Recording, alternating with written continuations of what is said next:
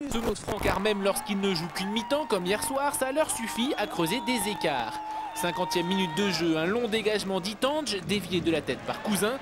Djema reprend deux demi-volées sans contrôle. 1-0 pour le RC Lens grâce à ses remplaçants habituels. Le repos à la pause a dû être animé. Les Lensois dans la foulée du but enchaînent et les vagues sang et or déferlent sur les buts grecs. Cousin d'abord, puis Harouna ensuite, inquiète Galinovic, plus performant ici que sur le premier but lensois. Mais le mal habituel des Artésiens frappe encore, capable de marquer beaucoup, ils encaissent en général un but par match. C'est chose faite à la 66e minute sur cette frappe de Salpingidis, mais les défenseurs lensois plaident les circonstances atténuantes. Il y a deux fautes sur nous, il y en a une sur Hilton quand il va jouer le ballon de la tête. Moi je saute, l'autre me donne un coup d'épaule, normalement il y a faute.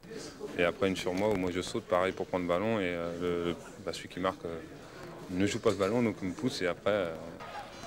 Et après, ça fait donc but. Mais Lens réagit vite et expérimente aussi les joies d'un arbitrage permissif. Sur ce centre contré d'Harouna, Seydou Keita semble gêner le gardien grec et Djema marque dans le but vide. Lens reprend l'avantage. Bonne nouvelle avant le match retour. Là-bas, ça va être difficile, il va falloir être costaud.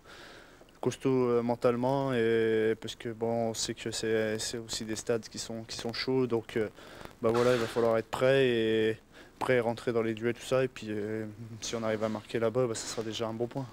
En toute fin de match, Harouna encore lui déstabilise la défense grecque par ses dribbles. Il est séché dans la surface, obtient un pénalty qu'il transforme lui-même pour une victoire 3-1.